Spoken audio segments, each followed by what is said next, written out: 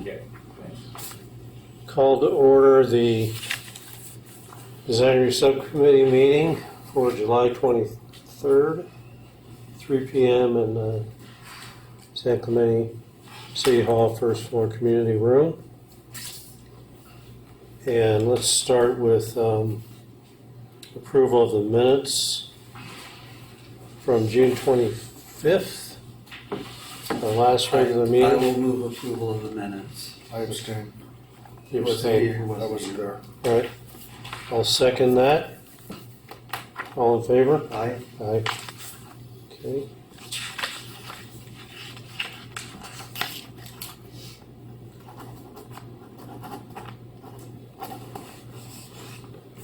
I'll give this to you, yes? Yes, please.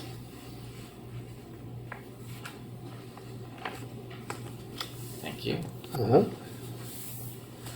Okay, we have one item today. It's a public hearing project 25-306, the Miramar Event Center and Restaurants. Applicant initiated modifications to theater, interior design, and exterior site walls. And Jonathan, you're going to be taking us through this one? I will be, yes. Okay. Okay, and I do have a presentation, so we'll go through a few slides on the screen to our, well, my left, your right. Okay, just before you start, Yeah. say you're going to focus on precisely what's different Correct. from the approval. Correct. So we'll see basically what we approved and how that's being proposed to change. That's correct. Okay. Yes. Cool. Thank you.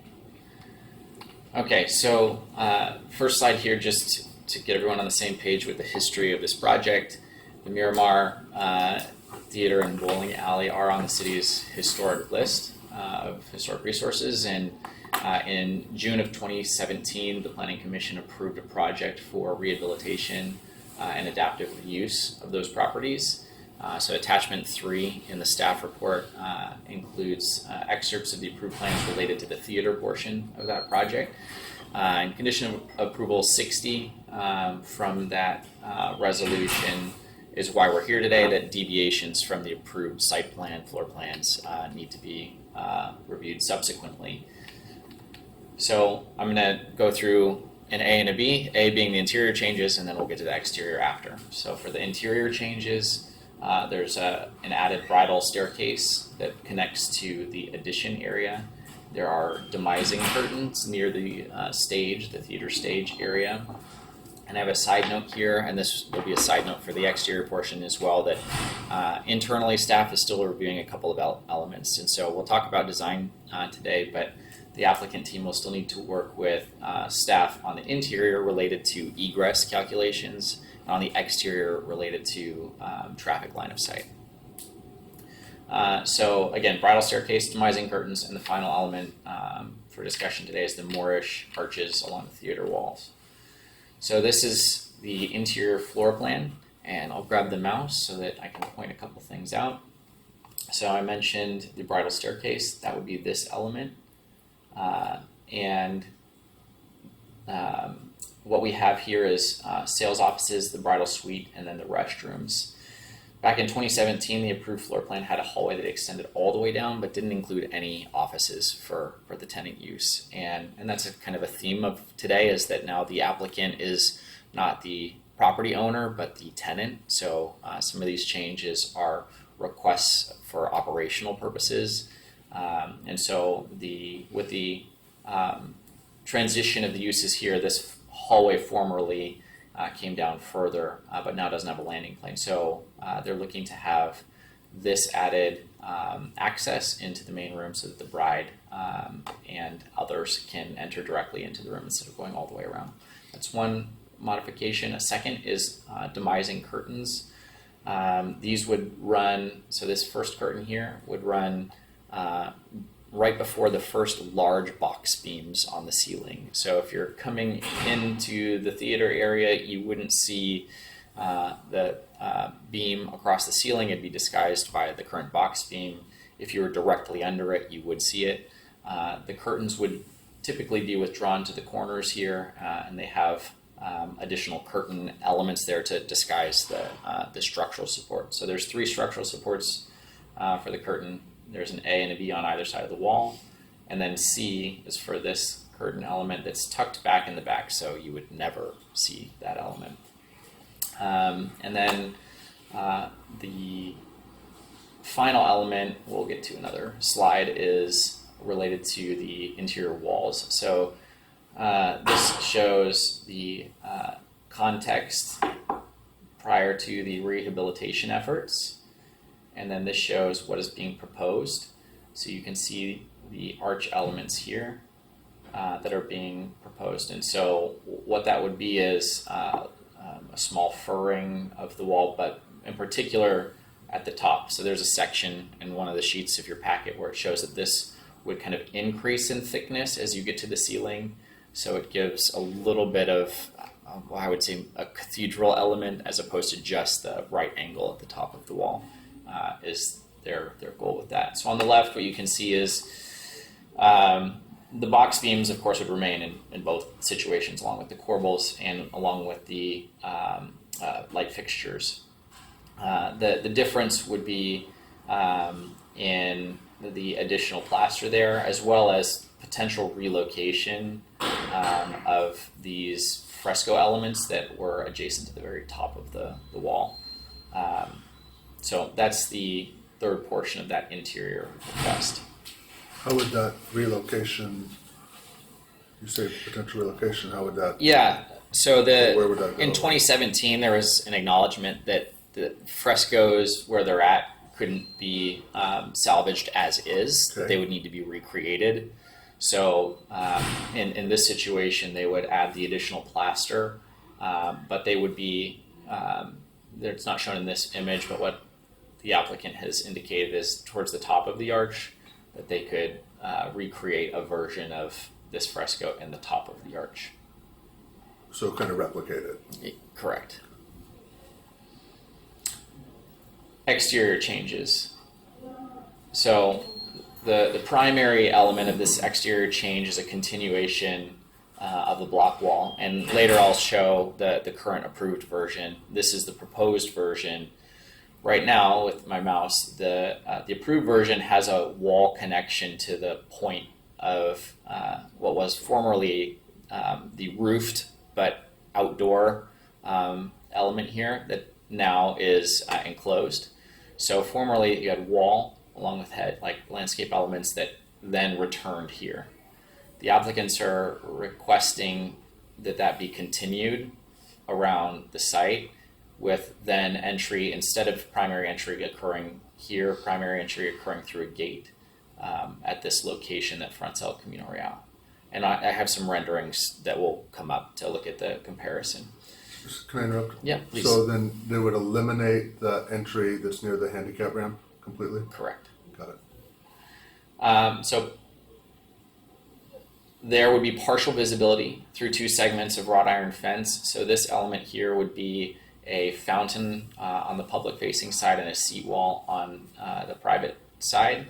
And to either side, kind of these black lines here represent what would be a picketed gate, but would be overlapped with wood doors. So their thought would be that during events, those wood doors would be closed to limit traffic noise and visibility into any ceremony or wedding activities, but they would be open when there's not events in progress.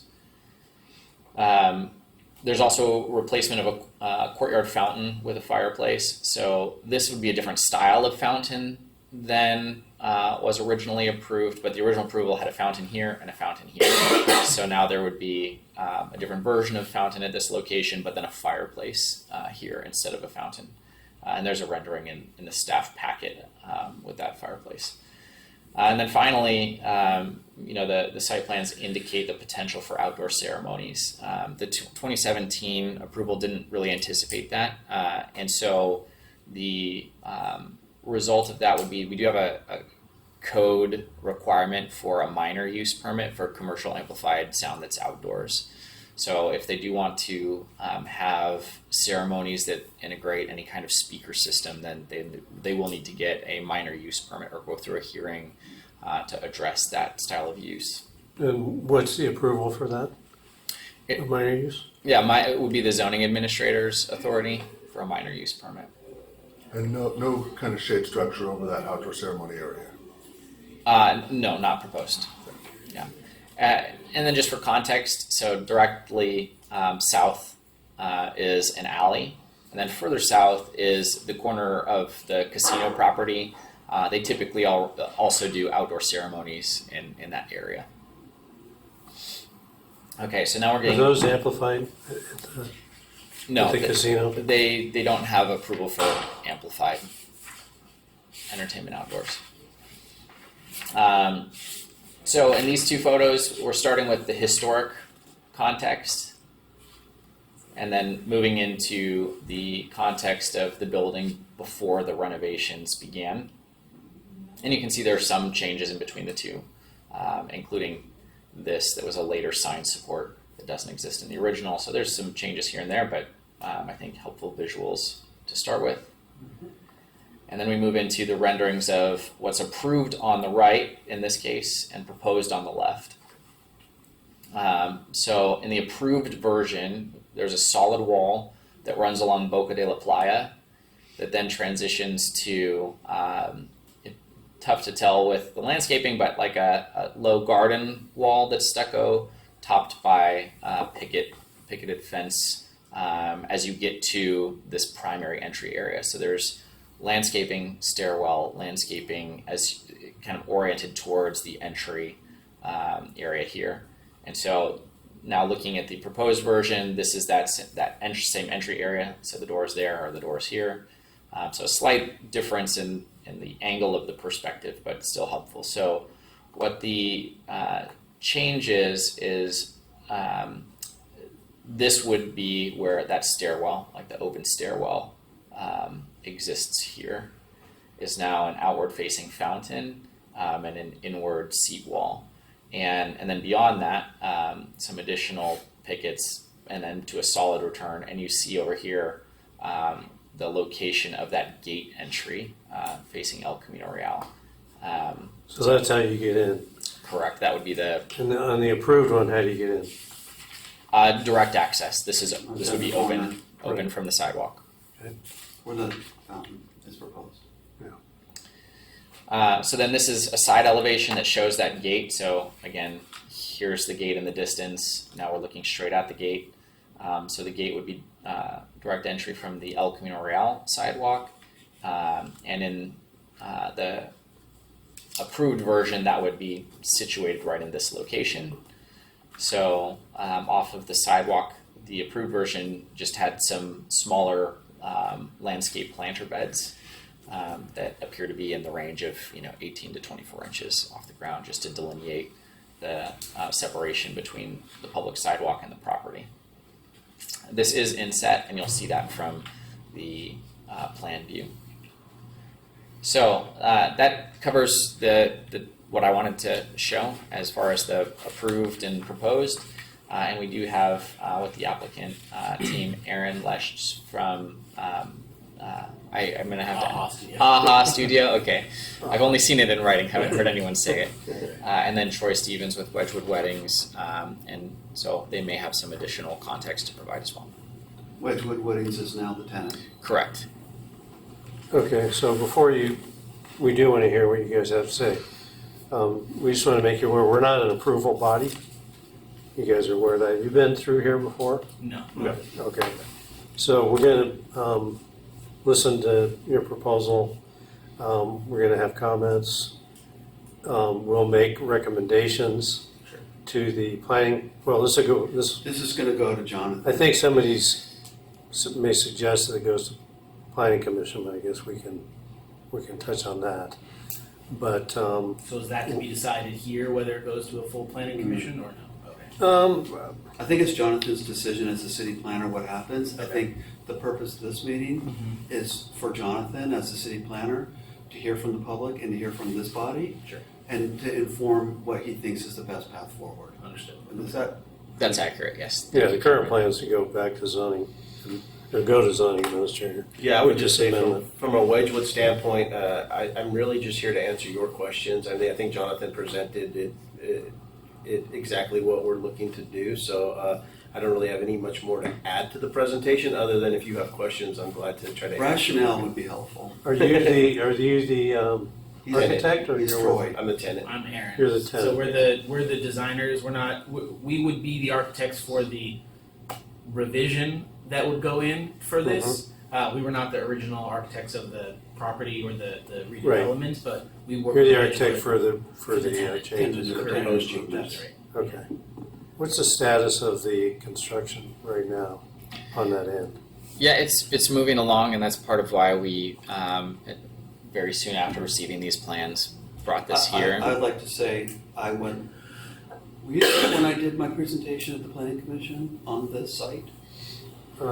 Maybe you missed it, but I went to the site, I toured it, and I got feedback from the site foreman. Hey, we're about to pour the patio, and I know tenant improvements, our design is coming through where they want to alter this. We need a decision. Otherwise, we're going to start pouring, and then we're going to have to rip it up. So when was this? This was like 2 months ago. So I went to Jonathan, I said, heads up, I went and did this tour on my own volition. I just knocked on the door. And I said, they're looking for us, the city to maybe do a decision on the tenant improvements sooner rather than later so that they can coordinate with the construction now that's going on. So they don't finish the construction, have to start and then rip it up to do the TIs. That's essentially what happened. So I escalated this to Jonathan, and then, in our discussion, he told me that, this is significant enough, he'd like some input on how to proceed. So we kind of brainstormed like, well, how about we use design review for that? Okay. So they did hold off on pouring the wall? Or, As far as I've not been to the site in the since Yeah, Cameron was yeah. down there. They Yeah, held off. Yeah. Yeah, but they need to move ahead, so. It's kind of like they're held off, but the trucks are lined up, ready to go. type of Yeah, thing, yeah. So they want to finish construction, then they want to turn it over to the tenants to do their TIs. But some of the TIs involve changes to the current design. Yeah, so we understand that the shell completion, this is pretty, as you guys know, it's pretty I won't say controversial, but important property in the city. But we also understand that, there's a shell, there's approval of the shell, and then tenants are gonna wanna tweak it, For sure. to suit their particular program. So I assume that's what this is about. You wanna make it work. Yeah. Which it's pretty close, I guess, to the intended use for that space. It's not like we're not looking at some big change in the use, right? I mean, it's No, not in the use. It really is more related to the design elements that were considered and approved previously. okay.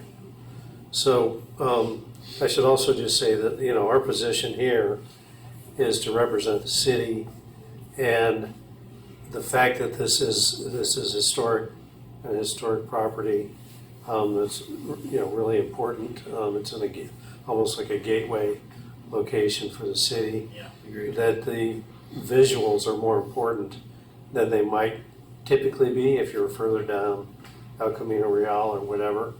So I'm sure that's why we have some folks here that want to speak on it.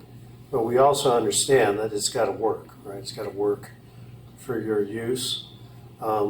So, if you have anything else to say in terms of we really considered the historic quality of this building, and this is why we feel that this is appropriate. Yeah. That kind of stuff is really helpful. Okay. Sure. So I don't know if you have anything else to say about Sure. that. I'm happy to speak on it. I think I would echo your sentiment in that our goal, when I say our, I mean Wedgewood and Studio, being hired by Wedgewood is to, give this project, which has an enormous amount of significance for the city of San Clemente, but allow it to kind of act at its highest and best use, right? Not to modify it in such a way where it's like some Back to the Future situation, and you see that it's been garbled up. We want it to bring it back to its prestige and activate it as much as possible, right? Have life in it, have people in it. It's been sitting there for I don't know how long, Decades. unused, Yeah. right? And so, like, the idea of having people activating this courtyard and coming in and out of this space is a remarkable thing, and we really want to help usher that along while being sensitive to the context, while being sensitive to the history of the building, interior and exterior, but as you mentioned at the same time, making sure that it works. From my understanding, when the core and shell was permitted and approved, there wasn't a specific use yet or a tenant for the theater space, right? And so now we've got a specific use, which Wedgwood has a remarkable history of doing successfully, throughout Southern California, of taking these spaces that had not been utilized well and really rehabbing them and making them wonderful event spaces. So that's really our goal. We absolutely want to hear what you guys have to say. We absolutely want to hear what the community has to say. Do our best to incorporate those things so that it works for everybody involved. I think from my perspective, maybe the others, it'd just be helpful if you just took a few minutes and Yeah. just walk through your rationale Absolutely. for the changes that you're proposing. Sure. So we understand the context Absolutely. of why you're asking for it. Yeah, So this is your time to do that now. Yeah. So I think I can speak from the operational standpoint of what Wedgwood does. So, the proposed, initial proposed or approved patio area doesn't.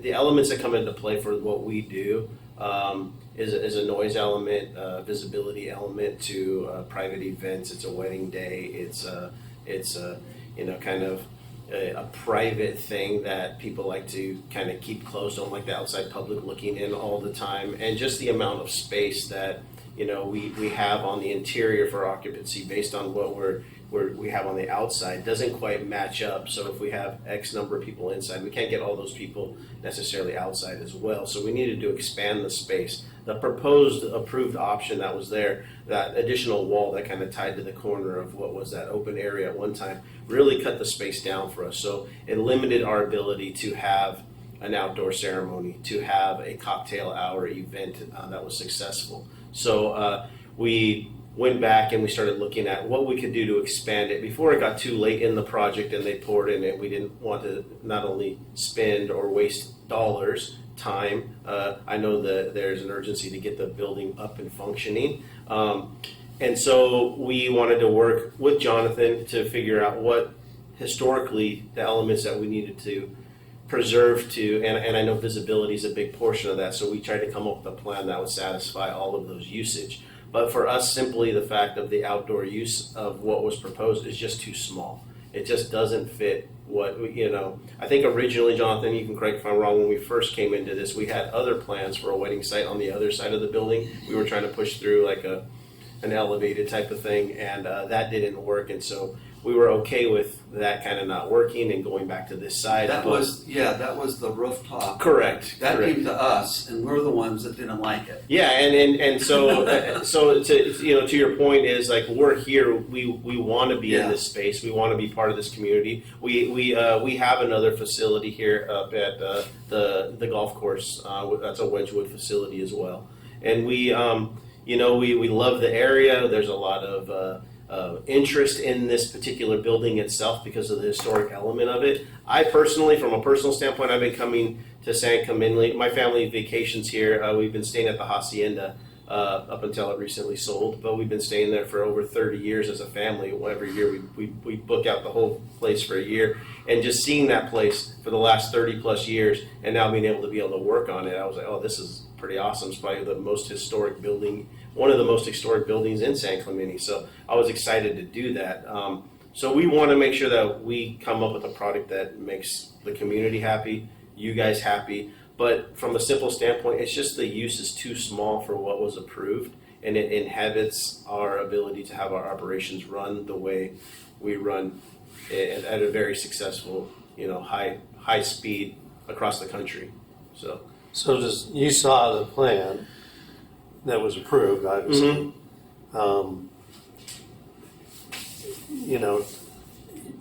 you sort of knew what was possible there with the approved design. And so is what you're saying, it doesn't work for you at all if you don't get this? Is really the biggest thing here. I mean, we'll talk about the interiors a little bit, but is that exterior courtyard space. Yeah. And so it's a pretty unique feature in the front, the way that entry is rotated, like 45 degrees. Right. So with what you're proposing, it doesn't really, and we'll discuss this and we'll hear from the public as well. It doesn't seem to take that feature into consideration.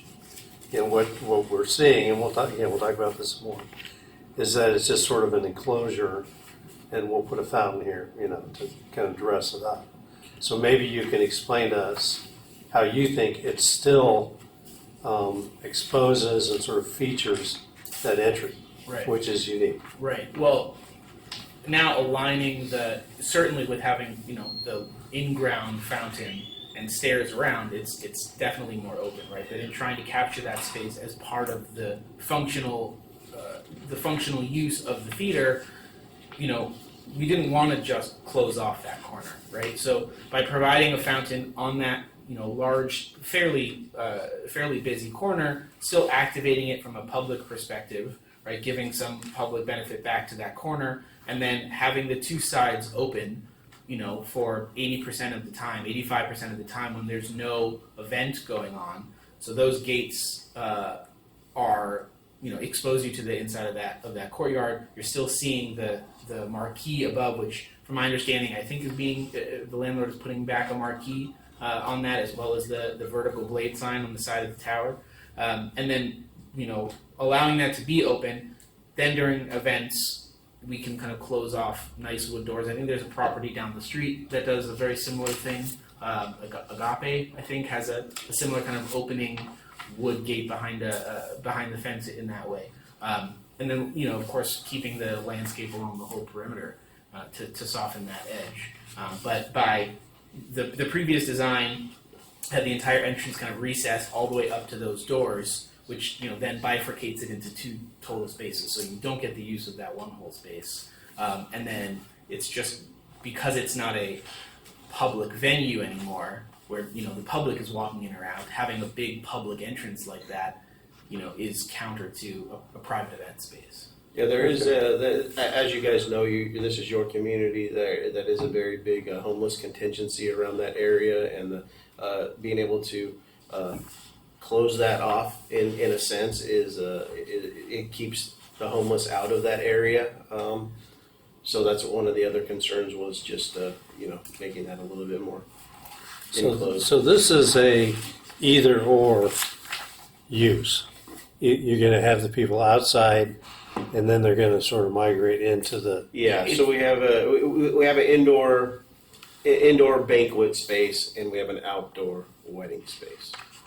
Okay, so the parking that's provided, we're not providing additional intensity of We're not use doubling up. because those people. No, there's only one function at a time. Yeah. Okay, Yeah. so the number of people is already parked on the Yes. inside. Correct. Okay, So either they're having a ceremony inside and you can get to the interior, a ceremony inside, they go outside for cocktail hour and the interior gets flipped for the banquet, or they have an outdoor ceremony, interior is already set up, and they migrate inside. okay, so very similar One to event at a the time. casino. Yeah. In terms of the program. One event a day. It's not multiple. Even multiple events a day. It's one per day. Okay, and you're aware that they don't have amplified, and I know that's a different. Yes. Yeah, Approval, we're not but- requesting it. We're aware of it, and we're okay with that. Okay. Well, we're not talking about that today, I guess, right? They're not asking. Correct. That's For just a That's a separate FYI minor item. use Right. conditional use permit if they want it. Okay. Do you have any other questions for them? Yeah, excuse me. Only if we do, how do you want to run this? Do you want to just do the outside first and then the inside, or how do you want to do it? Because I'd like to hear the walkthrough. Yeah, that's a good point. Let's just go ahead and hear the interiors as well. Yeah, cool. Sure.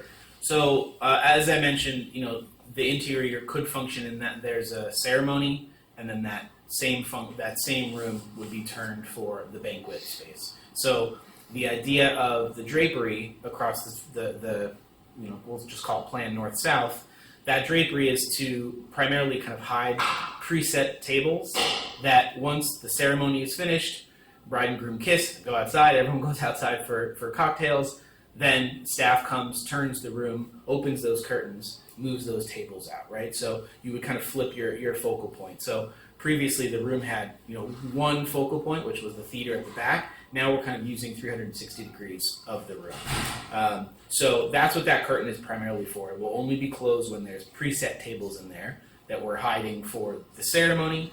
And then it basically would open up, it would open north-south, and then it would stack against the columns, which the columns are 12 by 12 steel tube columns. So they're as hidden to the corners as we can. I know we can't touch the shell, so that element has to be a freestanding, basically, moment frame to carry the curtain because we're not allowed to. Is there anything on the ceiling? There is a beam. There's a steel beam that would run the length of that curtain. That would be, as Jonathan mentioned, tucked behind the wood box outs where the HVAC comes through. So you wouldn't see it. It'd be behind that last, that last one there. Okay. And then there is, if you go back to the plan for a moment, thank you. There's a perpendicular beam that would hold that curtain there, which is meant to allow people to pass through that upper portion of the curtain to get into the restrooms, and then there's the back of house as well. So you could open that small corner to allow people to go into the restrooms without exposing all of the tables and temporary event storage. And it's all self-supported on itself. It's not attached to the structure. That's right. That's why it's a. Gotcha. It's a What steel. about, did you look at storing those? I assume that's what you're doing with those. So the tables, those round tables, Yeah. somewhere else, like downstairs? So those And then tables. just bringing them up? Yeah, let me. So the idea is we would have to flip this room quickly. So from an outdoor, we have a wedding inside. Those people go outside to that courtyard for a cocktail hour. During Yeah. that hour, those tables are already all set up, plates, everything on them. Our staff is simply picking them up, moving them to the space, putting the chairs around them, and they're done. So going back and forth to the down, we don't have a downstairs area other than a kitchen area that we have. It's very small. We don't have a storage anywhere else in the building other than what this building gives us here. Okay. So that is our footprint of pretty much our leased space. Can you explain the flow?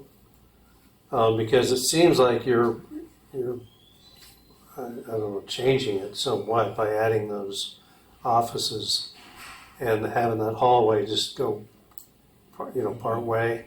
Do you have the previous plan by any chance, Jonathan? Yeah.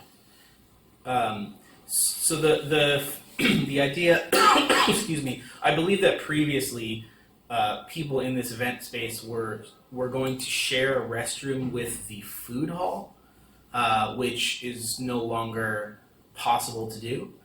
They'd have to actually come around and share. There was a shared restroom. So previously when the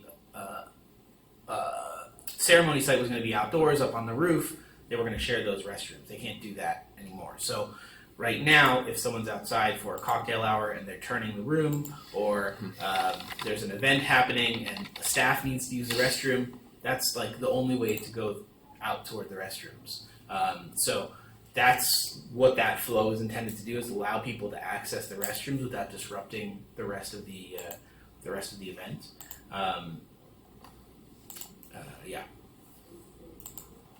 And from my understanding, the bathrooms were already set in their place and approved by fire department and things like that. There's a bug Oh, okay. with that. The only way you can get to that is through, if you have Tamara's email that she sent it out, she's got a link. We don't have that in here.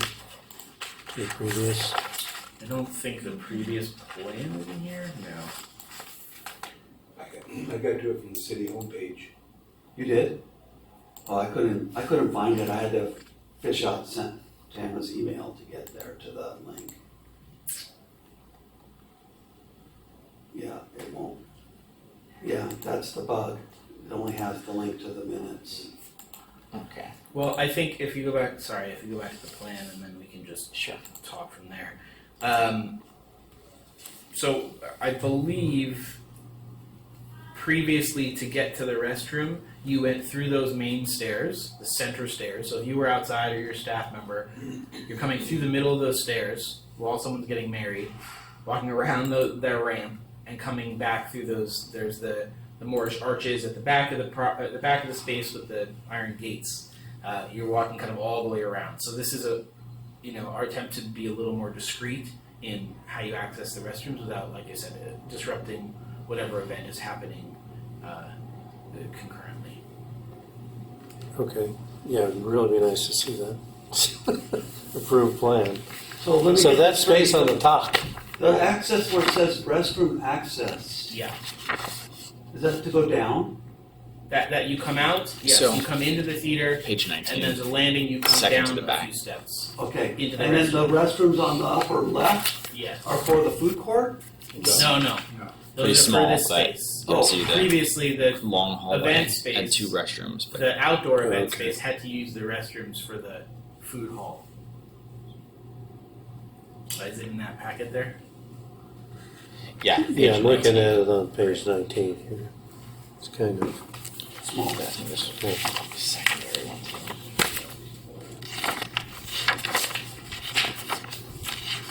so that drapery is at the edge of the platform? Is that it? By platform, you mean? Well, it's called stage here. Oh, the stage is no longer a stage. Yeah. That was So the- you're flipping. So, We're slightly flipping. larger if you go even further to page 6. So still from the back. Six Page from the 6 back. of attachment 3.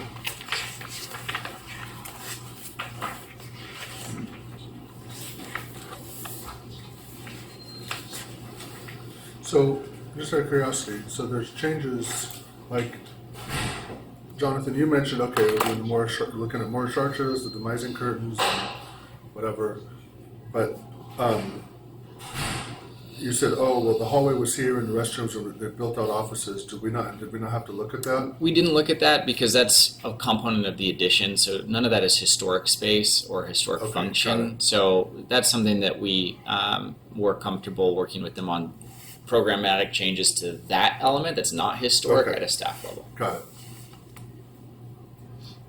Yeah, I mean, I'm having trouble seeing how this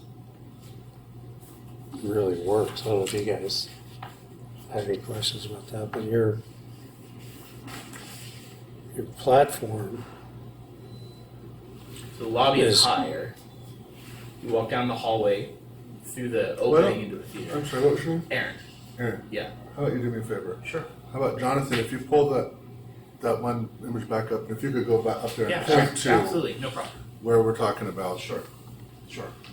So, in this scenario, there's an event happening here. Let's say there's a ceremony. Someone does an indoor ceremony. Bride and groom are up here.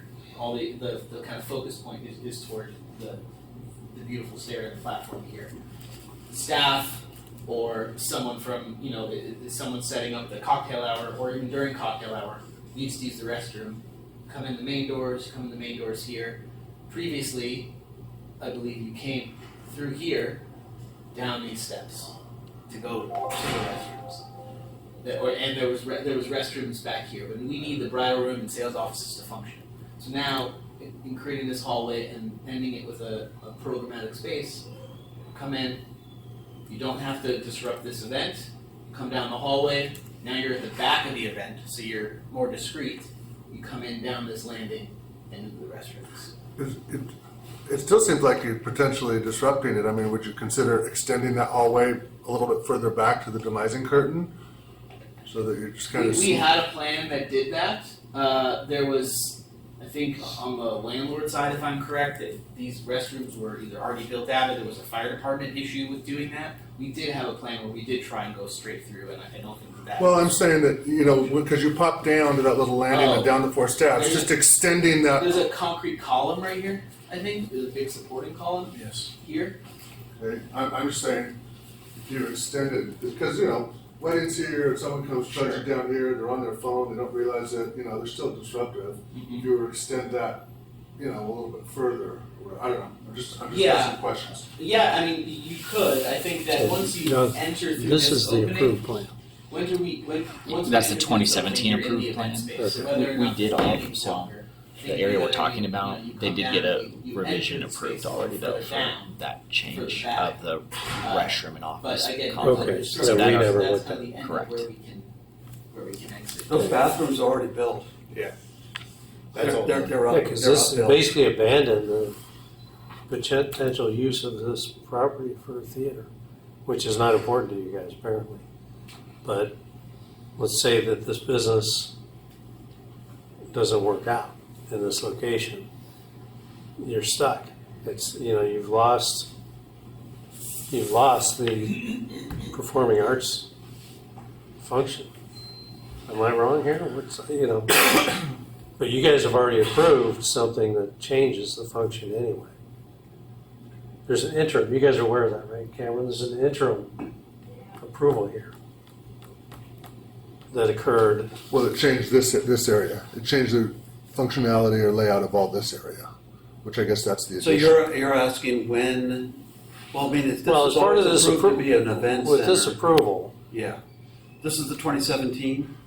yeah. Correct. No, I'm saying if we approve this, Yeah. because I don't have a diagram of what you guys approved in the interim, which was done when? Last year or A couple years ago. a couple of years ago? But this is an event, this is a theater, right? It's what we originally performed, or what we originally approved could be used as a performing arts type space, you know, a theater. That's what it says right there, yeah. Yeah, but the way they're laying it out now, with this proposed change, you can't do that anymore. They're getting rid of the stage, what's called a stage, the green room. You I don't think basically, the they're stage is coming there in. now. Yeah, They I basi- just want to clarify, we did not get rid of the stage. So Yeah. that's not a Wedgewood thing. This was I'm a, looking at my pictures, they don't have the stage. They don't, that's not in the current construction, so, Yeah. And someone might have to do a TI to put it back to yeah. this other configuration. Well, maybe that's not an issue. The only thing is, I think if the tenant leaves, if Wedgewood leaves, can that demising curtain and all this attached, cannot all be removed? Absolutely, because the curtain structure is independent of the building structure. Then that to me is the key point. Right, Okay. it's not permanent. And the other key point is, why can't you put those tables back in that storage area and then bring them out and just eliminate the need for It's that? the timing, Yeah. is what he's saying. Yeah. yeah, because if we put them back in that storage area, they're not going to be set up. They're going to They'll be be- stacked. That's Yeah. like where we stack them when we're not using them at all. Yeah, it's a timing. So it's really only for the events that you'll have it. The rest of the time, you will probably have them put away. And Or then- we'll have them out to show how it looks, and the curtains will be open. Yeah, And the curtain's only going to be closed when there's an actual wedding happening. When the wedding's outside and the banquet space is just being set up for banquet space, the curtains are open all the time. yeah, So they're probably closed out of the duration of an event. If they're getting married inside, maybe 2 hours, yeah, and then they're open the rest of the time. yeah. And they're temporary, they're not permanently attached to the building. No, they're not attached to the building at all. Okay. Okay, and you're just doing weddings, that's pretty much it. We predominantly 95% of our business is weddings. We do some corporate events once in a while, things like that, but we are a wedding business. Can you go over the arches then? You know what you're Yeah, the Moorish. talking about that? Yeah, those walls are pretty big as they are right now. So, we wanted to give a rhythm to the space in line with the box beams that are happening above. So referencing the already Moorish arches that are at the back of the space that currently have the gating on the top, the kind of more meaningful gating, putting those in, and then actually referencing, right now there's you saw in one of the historical photos, there's like a red plaster wainscoting that was there previously, and all that plaster I think was removed for mold and things.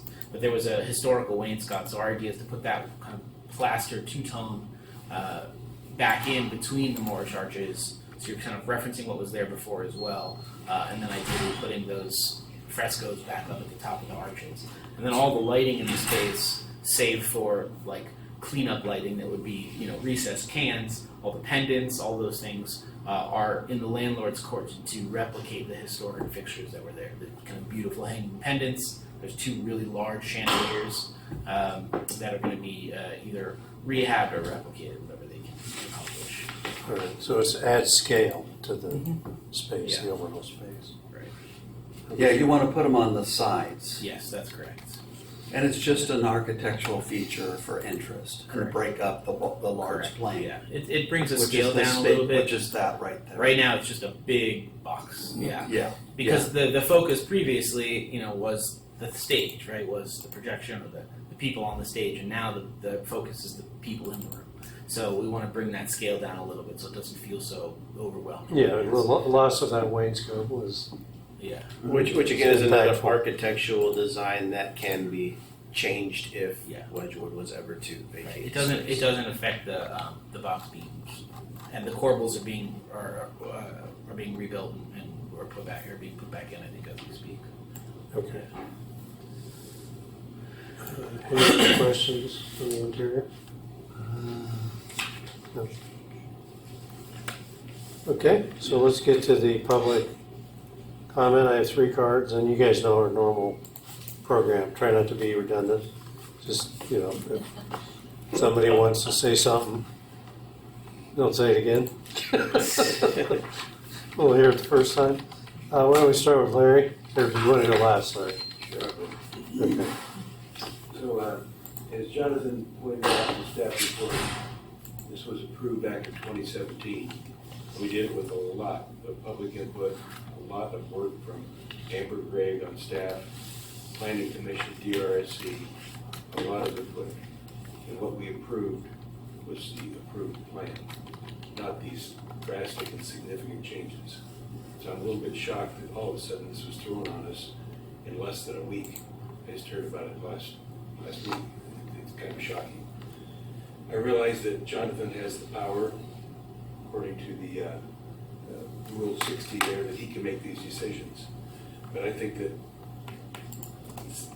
any decisions this significant need to go past Jonathan. We should have a historic preservation specialist look at these, because these are very significant changes. They should go to full planning commission and or zoning administrator.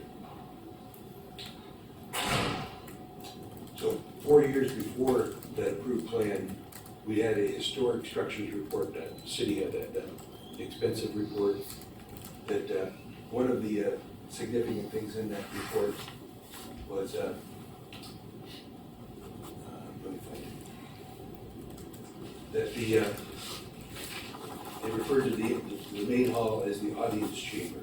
They said in there that keeping the integrity of the audience chamber's major elements should be a primary focus of any adaptive reuse proposal. So what they're proposing inside is kind of an insult to the historic preservation. They want to reverse the focus. They want to take it away from the proscenium. Those arches that are up at the front, the Moorish arches, those would be hidden behind that industrial strip curtain. They want to add those arches on the side. That was not the way it was designed. It was designed as a big open room with your focus on the screen. There was no busyness on the side except the nice murals up at the top, which they want to eliminate, reproduce down lower. It's just not what we agreed to. It's not respectful of historic preservation.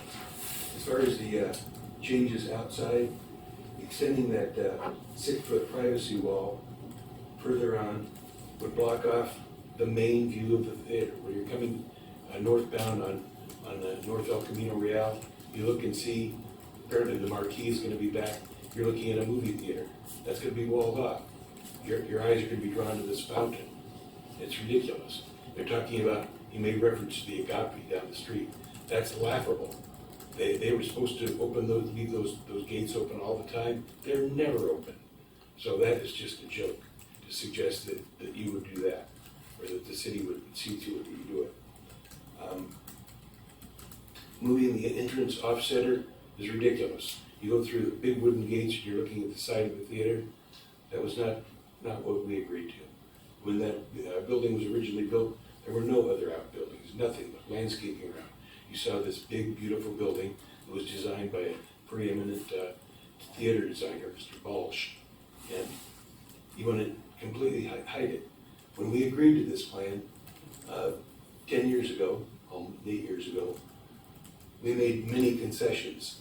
Those buildings along North El Camino Real, those were not there.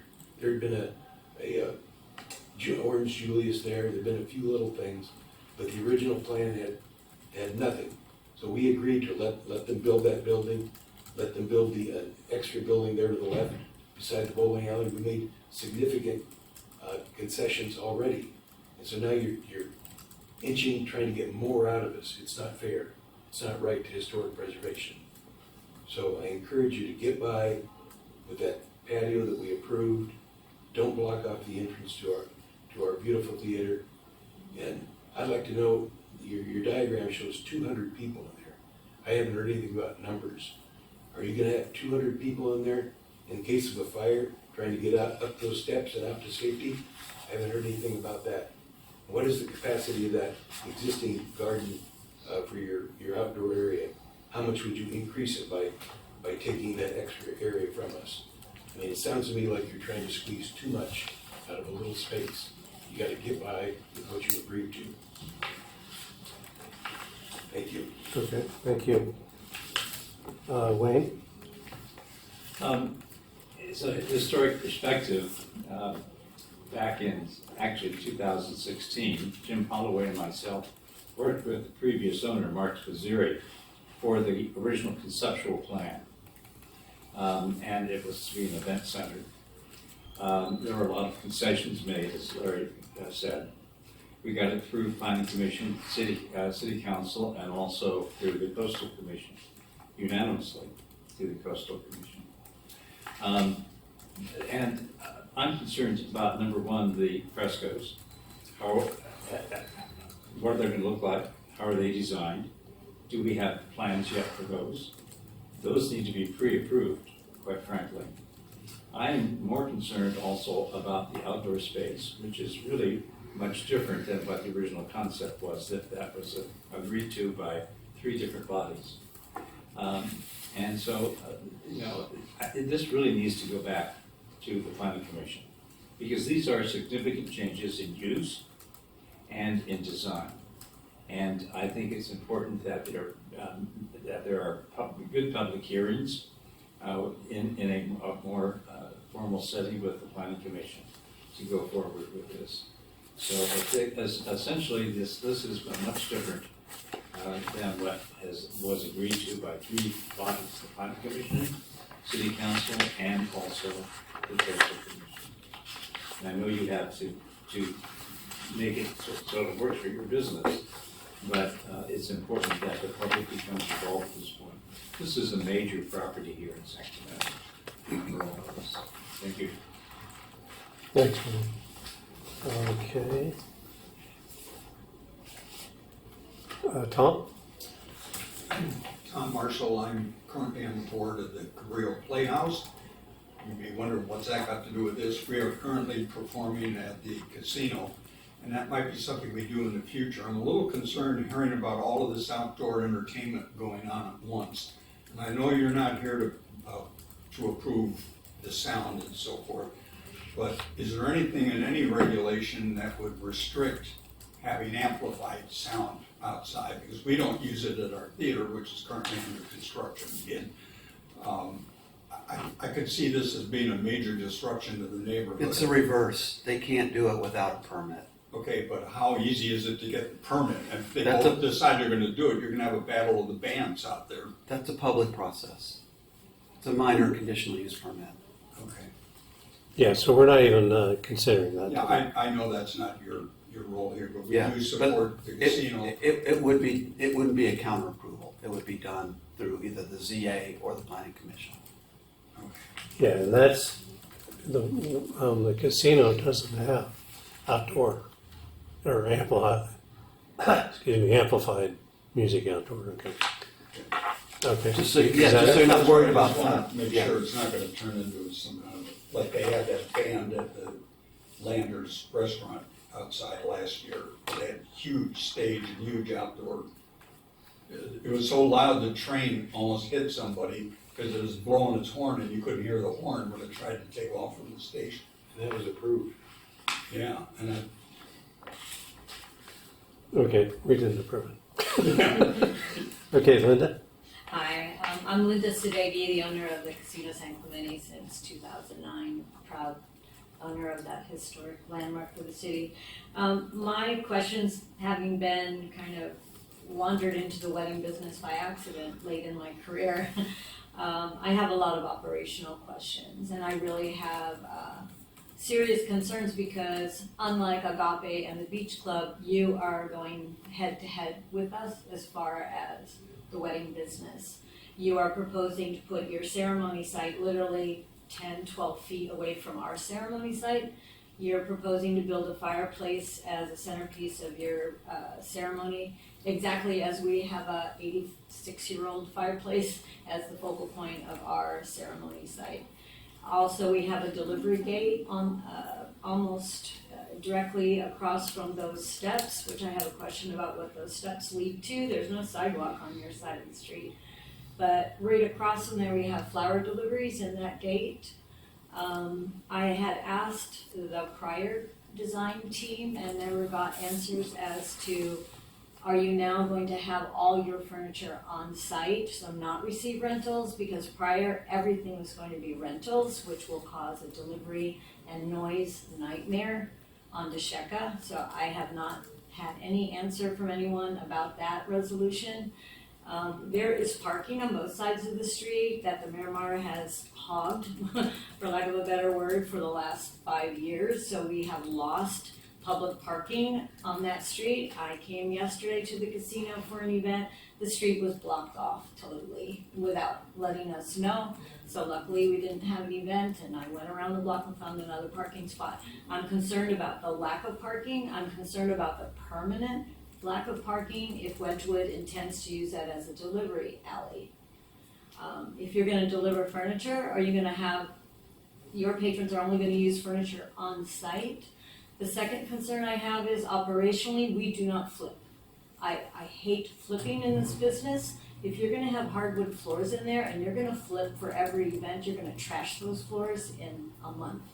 So I worry about the integrity of that building, even though they're new hardwood floors perhaps. Is that really practical long-term? I think the building will get trashed with that kind of operation. Again, my primary concern is noise and competing ceremonies. How are we going to coexist? We are weekend-centric, as I imagine you would be. So Friday, Saturday, Sunday, what time are your weddings? Where are your guests gonna park, by the way? Because the city has not planned, to my knowledge, any safe action or any safe transport from the beach club parking lot, the public parking lot, to your property or our property. But if you're gonna impact it with 200 guests and we have 200 guests, how are they gonna get kitty corner from that parking lot to your property? If someone gets hit in that area, they're gonna say they got hit in front of the casino, then my reputation goes down. But more importantly, someone will get hurt. Someone will get hurt in that intersection walking. 200 people who haven't been here before in their high heels and they're heading to the food hall or they don't know where they're going. Do you expect them to cross safely on the weekend when all the bicyclists are ripping around that corner too, by the way? And all around the food hall, all around El Camino Real, listening to the car wash, and then try to find the entry on that busy El Camino Real, and then enter for what? The reception that's dueling receptions with ours, only 12 feet away, I swear. I see conflict, even though I welcome competition, believe me, I welcome competition, but this is getting a little too close for comfort. And if you're gonna have 200 people, we're gonna have 200 people. The city hasn't provided any safe access for either of us. You're gonna deliver furniture maybe every event, and then you've gotta tear it down at midnight, and then you get a new delivery in the morning at 9 o'clock for the next event. It sounds very chaotic. We have our own private driveway, we have our own loading dock. I have all furniture on property at all times to service any wedding for 225 guests. So it's very rarely I even get a rental delivery. But if you're going to have, are you gonna have 60 inches on on site, or what's your plan? You say you have no storage. So I'm worried, because you're gonna get deliveries twice a day, almost every weekend, if that's your sole business. I offer corporate events, I offer celebrations of life, which we have tomorrow. We offer all kinds of private events. I have jazz. I get special activity permits so I can have amplified music for jazz. Please come next Thursday. You'll enjoy it outside in the garden. So if you're only zeroing on weddings, which pays my mortgage, I have multiple concerns. Thank you. Do you guys want to address any of, especially her? Yeah, sure, I can address. First, let me start out just by saying that all of the construction that is taking place on this building right now none of it is Wedgwood at all, 100%. So all of the traffic you're dealing with right now is the current builder that's building up there. Wedgwood's not even on site yet, so I just want you to know that. As far as deliveries go, we own all of our own furniture, tables, and chairs. We don't get furniture deliveries, so all of that stuff is on site all the time. We do not get deliveries. Where are you storing it? There is storage behind the stage there. That's all storage. So That's yeah, not the current, that's the old. yeah, it's the old one. But behind the stage, we do have a storage space behind Yeah, it. you had it right there, right Yeah. there, to the far left, bottom left. You're storing Right 200 there. chairs. Yeah, actually, probably 400 chairs. We have 2 chair options. So again, I'm the director of construction, so I would be happy to get you in contact with our VP of operations. I would love And that. and I know he would love to sit down with you, come meet you, and talk to you. We're a partner in the community. We want to partner with you. We're not like you said. There is a competition of some sort because we have like businesses, but we want to help each other out. We've been in this business for a long time. We have 80 plus facilities nationwide. Operationally, I think we do a great job because we are a growing business and we are doing well. But I don't want to answer the operational questions just because that's not my forte. But I would love nothing more to give you the contact, and I know that he would reach out and you guys would have a conversation. That I think leaving that conversation, you would feel a lot better about what we're doing. So That'd be great. I welcome for you. Yes, for sure. So Jonathan, can you facilitate that? Yes, yeah, Okay. I can. Okay, good. And just to speak to the, Larry had a question about the curtain. It's not like an industrial conference room, partition. It's a literal drapery. It's like a linen kind of drapery that would be, again, only closed like in a very specific window of time to hide preset tables.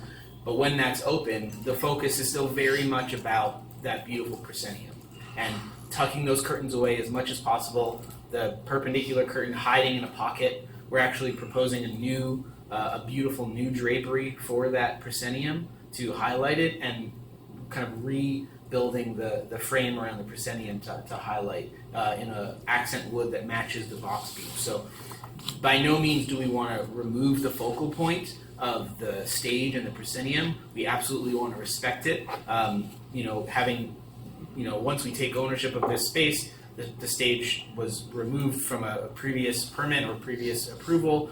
The idea was actually to kind of inlay the floor with a pattern that references the arched shape of the old stage, so that it's still kind of an impression of what existed there, and being as sensitive to that as possible. So we're not moving the focal point, we are adding focal points to the room, as opposed to just turning our back completely on the proscenium. We absolutely want to highlight that, and that's one of the reasons that I believe that Wedgwood kind of fell in love with this space was the fantastic charm of that proscenium and the history of it. Jonathan, so is there a process for the review and approval of those frescoes that are going to be?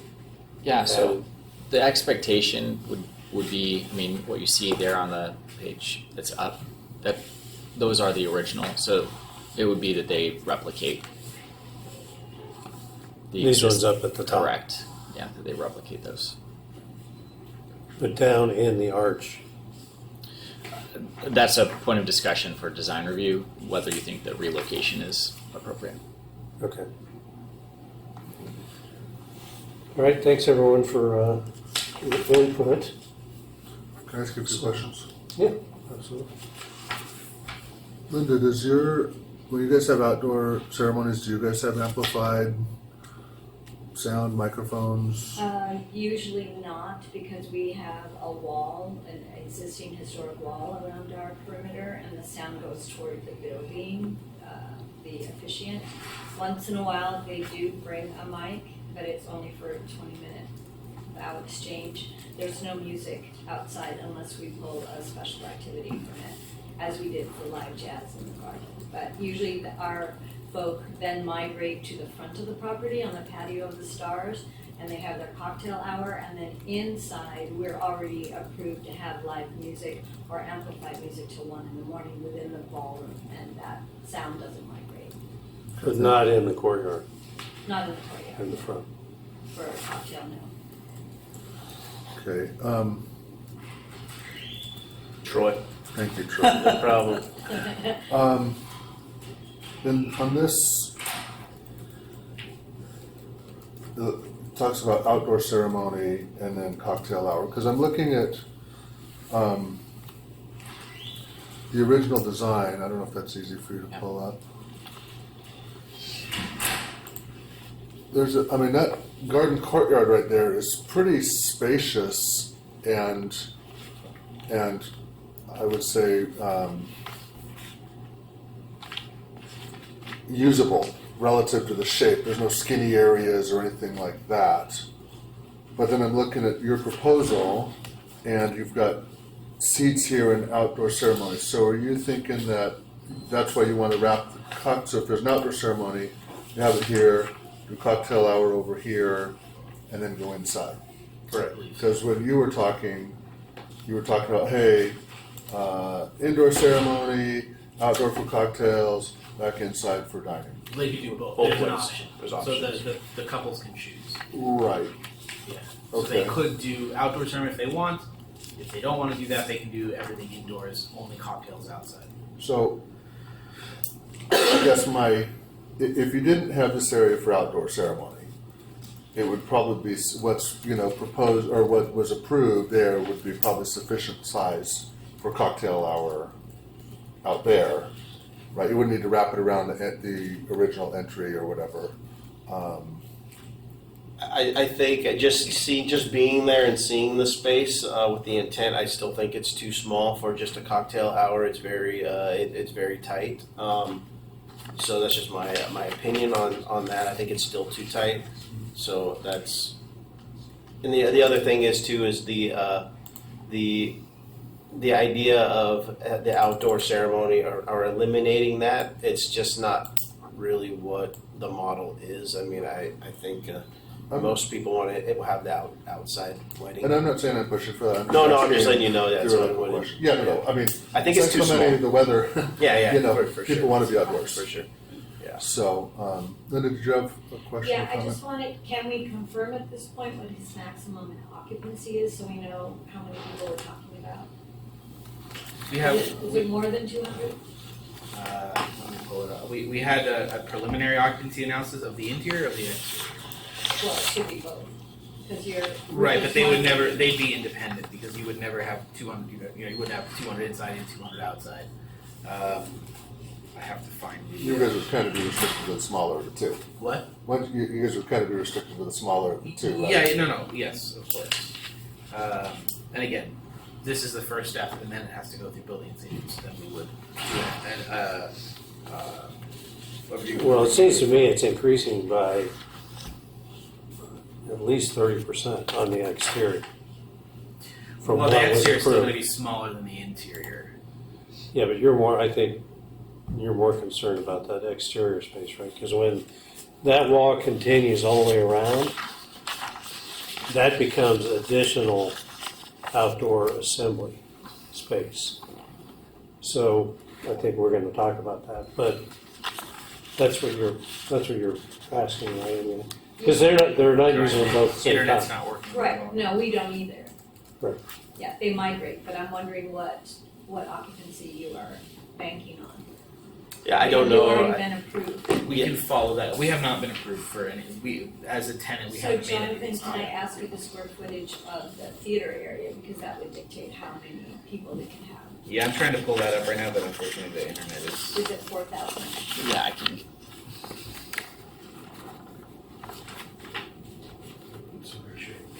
Can I look through that set right next to you, Jonathan? Well, is it Is that 8,000? green Our set? ballroom is 8,000. We can hold Can I open this one up? 299. Can I look Yeah, at you, that? yeah, and that'll have it. I was hoping the site plan had that information. It just indicates the former theater had 450 seats, Yeah, they're fixed, so it's a but the square footage, yeah, will be in the building plan set. But they're shrinking that. I mean, if they have the tables, They- set tables in the back and that kind of stuff. Larry, can I ask you a question? It sounded like you did not like the proposed Moorish arches. You got that impression? I did. So you would prefer to, just to be clear, that to not do that. Just leave it as it is. As it was. Okay? But they're saying there are some in there already. They're on a against the different back wall, it sounds like. Yeah, on a different wall. They would be hidden when the industrial curtain was in place. But I suggested to Jonathan, I mean, if they wouldn't leave, put some murals or paintings, something temporary. Yeah, but those curtains are mostly gonna be open. Well, they'll be So open, they'll they'll be be closed visible. for a ceremony, then they'll be open for the dining portion of Yeah, the. but he's saying they'll be hidden. Those existing arches will be visible most of the time. Correct, that's correct. Okay, go ahead, Richard. So the permitted occupancy shows a total occupant load of 1,000 people. Within the theater or the Mhm. whole property? No, within the theater. That's what the permitted occupancy shows, because it shows the area of the theater, non-fixed seats, so that's a very low occupant factor. That's 7 people. That's assuming you have a concert, you know? If you had something like that, it shows 669 occupants in the theater. We were banking on way less than that, because we're never going to be standing. So that's the fire department, and they Yes. use a factor of 7, 7 which for, you would have to be standing for right, that to exactly. be You'd have to be, occupancy. you're standing, you're at a concert, yeah. So you're gonna be mostly tables and, That's right. Tables So and we'd be chairs. assembly, non-fixed, which I think we were banking on like 15 square 15. foot, because we would never have a open. not including the platform area, or that front section behind the curtain. No, We it would include include that whole thing, and then Right. we did an occupancy analysis where we assumed the fire department would require that when that curtain's closed, that back area where set tables are stored would be considered its own room. So we actually can exit both directions, so that we would split that occupancy in that instance. But the outdoor space doesn't get an occupant load because it's outdoors, so it doesn't get added to this. This occupant would Understood. move The outdoors. fire department gave us an occupancy load for our patio. In addition to your interior space? Yes. Yeah, you will. You'll have to exit Right, so that. then that would be additive, so when people move from the ceremony, I mean, that's not how we would ever function in the space, but then from a fire department's standpoint, we would go from the assembly space to the courtyard, and that courtyard has to be able to Yeah, is it, take that Isn't cumulative it occupancy. theoretical, because doesn't that all get worked out when you get occupancy? Yes. Yes. Well, We're not, we do- we're way behind, we're not even close to that. Okay, That's right. well, yeah, she just asked a question, so we got down that It's rabbit hole. a guess, you'd have to wait till once all this is worked out, then the fire marshal's gonna make its determination at But that if I time. know the square foot of the theater, I can guess. Yeah, we Okay. can all do the math on it, it's 4,600 something square feet. It's the interior of the theater. Troy, Yes, sir. what, 4,680 Thank you. previously. did you have, if, for outdoor weddings, Mhm. what would be your proposed potential hours and the latest? Would you have lights, or would it be only during daylight? They're usually at dusk. I mean, I would have to defer to the operations team on what those hours are. But we also have in our lease agreement, we only have certain hours that we can, whatever the ordinance is, that we have to be done by on the exterior. But most of our weddings, probably in the same area, are around that 4, 5, 6 o'clock time range. So I think that's pretty standard in the industry on when those weddings are happening. So is there proposed lights for the outdoor area, or are they already approved? I don't think we Lighting? have any lights, unless there's some type of I think bistro lighting. I don't think there's bistro lighting shown. There's landscape lights. Just landscape lighting, it looks like. I don't think we have a lighting plan. There's some lights on the walls that were previously approved, sconces and lanterns on the posts of the stucco wall, but there's no bistro lights proposed. Okay. That's my questions. Do you have any questions, Cameron? Yeah, I just kind of wanted to walk through the key things, and maybe we just start with the entrance, where you guys want to put the fountain, and then you want. Can you just walk us through the logistics of that?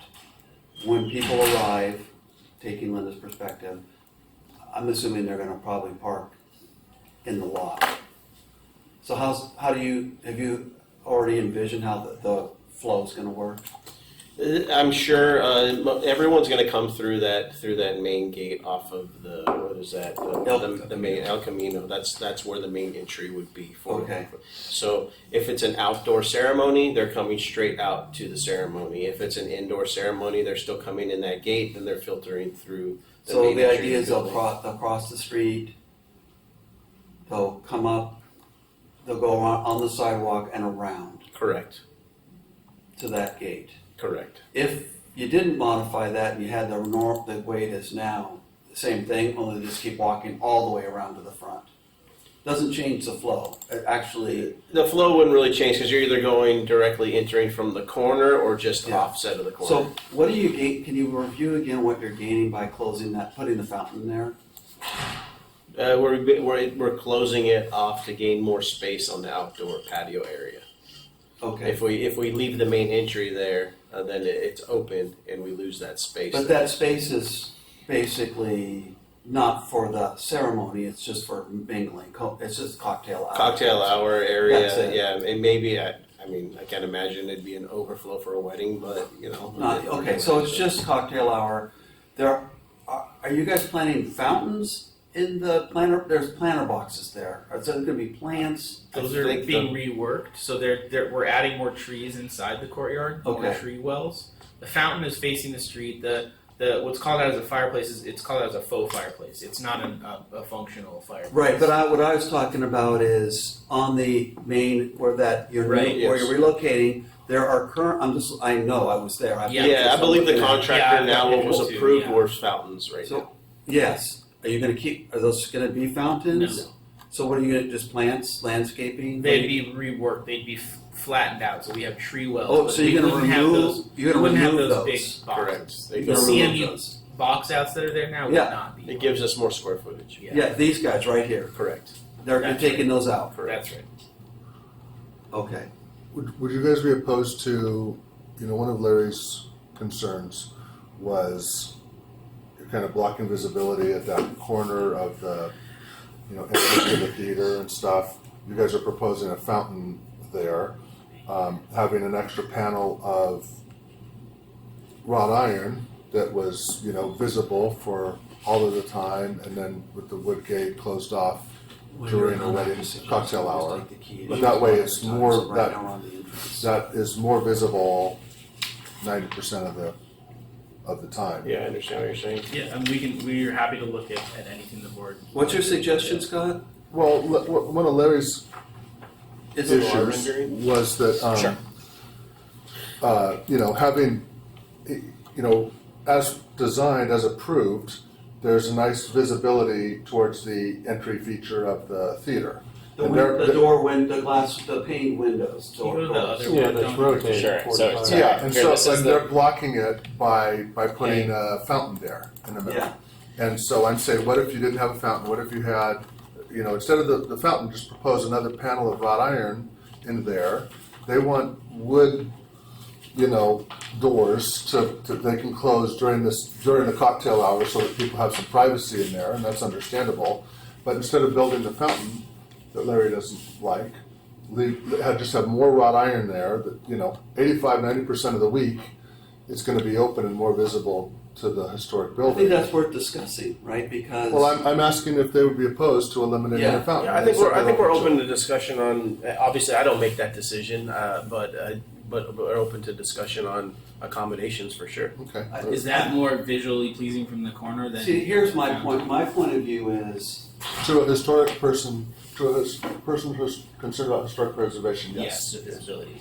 well, here's my perspective. That, Yeah, that might not be my personal opinion. I'm sure. Yeah. I mean, when you drive down the street, are you like oogling to see the doors? Like that's your thing? That's the question. Because honestly, for being honest, that's not the thing. What do you say? This is the focus. This is the focus of that building. The prominence of this feature, the way it's, the angle of it, the way it sets, the sides of it, that's what you're looking at. To say, no, that doesn't count. It's just these doors here. That's it. I think that's a disservice. I feel like these fountains are a benefit to the community because it adds beauty to the street. And if you put wrought iron across here, you can see the doors. Well, okay, but when you're seeing it through wrought iron. And that to me is not attractive. That just looks like it's closed off and it just looks like, hey, you can't. This actually looks finished and thoughtful and provides a visual artistic element. Okay, I'm gonna disagree. That's just my feeling. Okay, I'm gonna disagree with you because this is a historical theater, okay? The tower sets up that entry, Mm-hmm. but the fact that the current entry, or the original entry, was pushed out and rotated 45 degrees with the banner, to me, that was the key element. Because at pedestrian level, you can see the backdrop of the tower, but unless you're across the street or coming down, possibly coming down Pico, to me that's incidental. That's part of the presentation of the theater. I'm disappointed. It's not going to be a performing arts space or a theater. I get it. Yeah. Okay, it doesn't pencil. You need to get a tenant in there. But to me, that rotated entry is a super important feature. I think it's because it's pedestrian oriented. Well, yeah, now and you're it's a changing- historic theater. But you're It changing. doesn't look like it. This doesn't look like a theater to me. Right, You're turning the entrance. right, but it's not a theater anymore. That's where I'm Yeah, at. yeah, It's not a theater. we're talking anymore. about, we shouldn't argue here, because No, we're gonna have different it's opinions. a discussion. But it's a historic theater. If you can't argue here, where can you argue? Yeah. Well, and again, we're gonna give you input, Yeah. and this will go to ZA, right? Well, that's Oh, part we of the talked about question that is where does it go? I think also just to neither here nor there, but the doors are new, right? An enclosing of that original portico is That wasn't the original design. It wasn't there. Right. Correct. That's what I'm saying. It's new now. It's different now. If you walk through the space, you realize, hey, this has changed. And you get over it. Well, you're gonna know. And you realize it has to function a certain way, so how do we make it the most attractive way to function now? Because it's no longer a theater, it's no longer pedestrian oriented anymore. That whole pivot thing is completely changed. It's not, you don't get that same feeling anymore at all. Therefore, to me, having it look beautiful on the outside versus a prison type of thing without wrought iron is the way to go. It just adds more public benefit. People can walk by, they can sit on the fountain, they can listen to the water, they can look through the fence if they want to, if they're walking by. But if you're driving by, honestly, we shouldn't be. That, to me, you can't really get the benefit of that. It's only if you're standing there, and you can look through it. I also have concerns about the function of it because if you don't enclose it, it will be a public nuisance. It's at North Beach. That is a hot spot for trouble. Fill in the blank. Juveniles on e-bikes, homeless, whatever you want, people on drugs. Where you have nuisance activities, this will, if you talk to the guy who's running the construction, he'll tell you he has to run homeless people out of there all the time. And they're finding all sorts of vandalism and everything else. I So, don't think we're arguing about enclosing it yeah, necessarily. but if it's gonna be enclosed, then you should make it attractive. And you should recognize it's kind of, I feel like the focus is shifted to the El Camino Real side, the landscaping over here, and the bowling alley front. That's where the interest is gonna be now. And you're gonna have this I think is a very attractive, signifying, hey, you're in San Clemente, and I think it does matter. This now has been changed. You can't, this thing you're arguing for is gone. So even if you took this away and made it wide open, you're not gonna get that same feeling or benefit. So Well, that's why the architecture's not going. but it's No, not, here's our not job. the way you didn't look at it. Here's our job, is to preserve the quality, the historic quality of the structure, which doesn't just address the building, and the function can change. I think to me, it's no longer a theater. Right, It's not gonna be a theater on the inside, right. but we can still preserve, to me, this is the most important thing that we're gonna provide input on today, is this view from this corner. We're trying to preserve the historic quality. And by putting an opaque element in front of that element, which to me, it's kind of funky, right? But it also adds a lot of character on that corner, to have that rotating entry. Because typically theaters, it's just an entry and it's very predictable.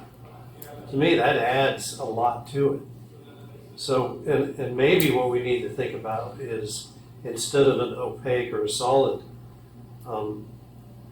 element, they're proposing this fountain, maybe it's more decorative wrought iron. So there's some architecture there, but it still has a sort of laciness or a translucency. Correct. Maybe it's a fountain that doesn't use a wall element. Yeah, I It think that we uses a can frame projection element. that pedestrian element and still enclose that space without imposing something that's completely foreign to the historic quality of the architecture right out front there. As it is, we're sort of taking away that. To me, that was a nice, and I get it, we've got issues with crime, but that was a nice sort of gathering space for the public. Now it's being closed off, both visually and functionally, completely. If it So were to takes remain away. a theater, that would be the way to go 100%. I'm not talking about that. I'm talking about the historic quality of that space, that whole corner. Right. I just don't see how the operator preserves their function with that. Why not? They can still enclose it, still use that space. I don't see how. You can see through anyway. You just wouldn't be able to see through. I mean, now you can't see through. So you're just saying make it decorative wrought iron? Decorative wrought iron around that whole Okay. courtyard space. I think in a nice gate. I don't like having. I get that the context now is that people are going to be focused on El Camino, but this is still an important corner. When I used to go to that theater, and people would hang out, on that corner, underneath the marquee or whatever, and we're totally losing it. And to me, that's taking away an important historic feature of that building. But it's We get impossible. that it's different function. Yeah, so I don't see how that hangout function is gone. What about if there was a gate where that fountain was, but it was very decorative? You could still come in and out there. Obviously, when it's in being used, maybe you could close that and people come in on the side, Yeah. but it still presents an entry Yeah. to that space, which I think preserves the quality of the architecture better than this fountain. Gotcha.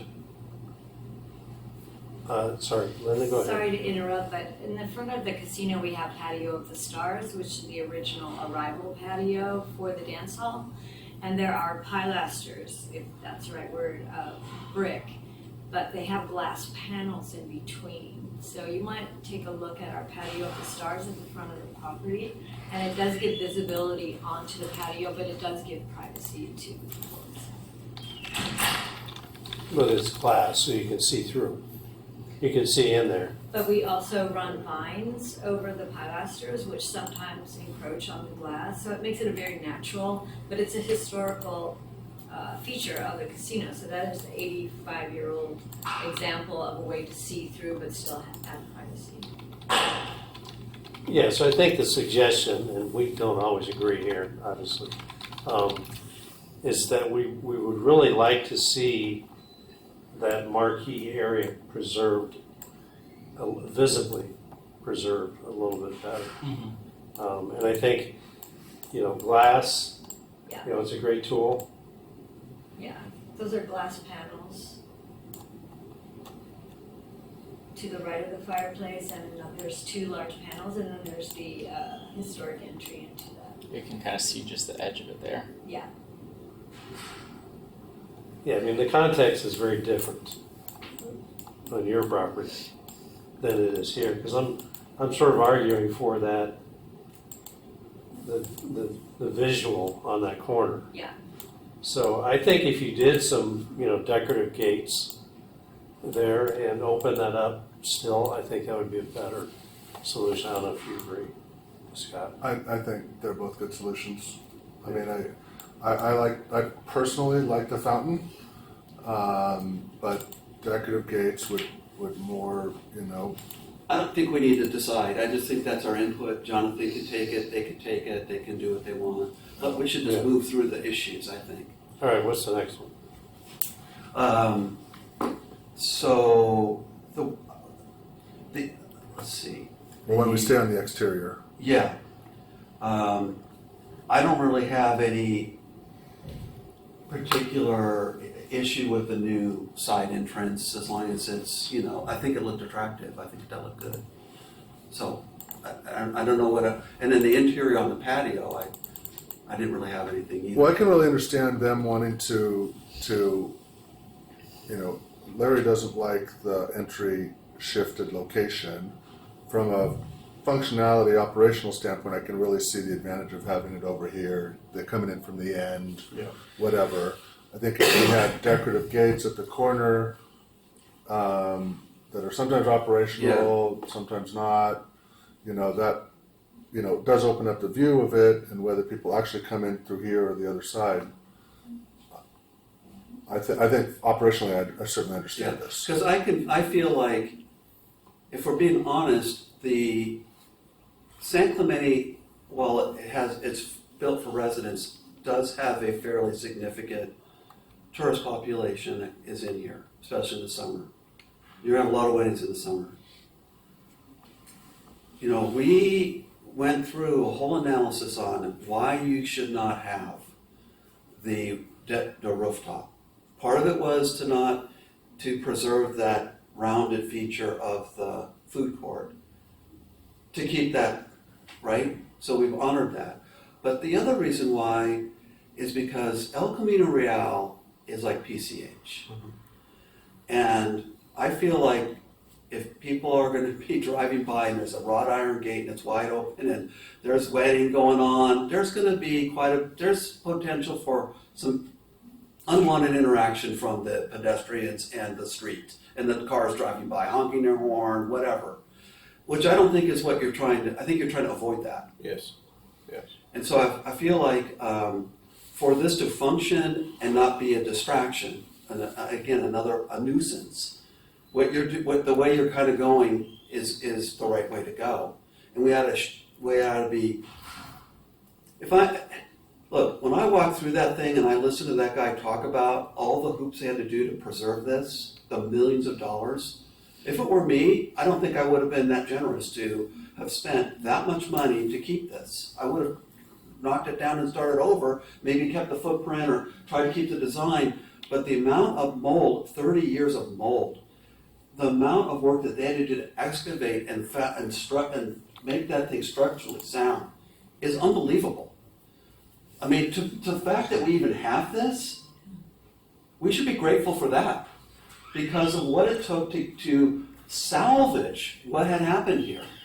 So that's why I'm not trying to squeeze every drop out of it. I'm trying to zoom out and look at the big picture and say, we have a landowner our landlord that put millions and millions of years of effort to get this thing where it could operate again and safely and not with, and and cleanly. And I think they've really respected this in a way that you can see that this is how it used to be. Yes, they had to do some things out of structural and civil engineering to keep it safe.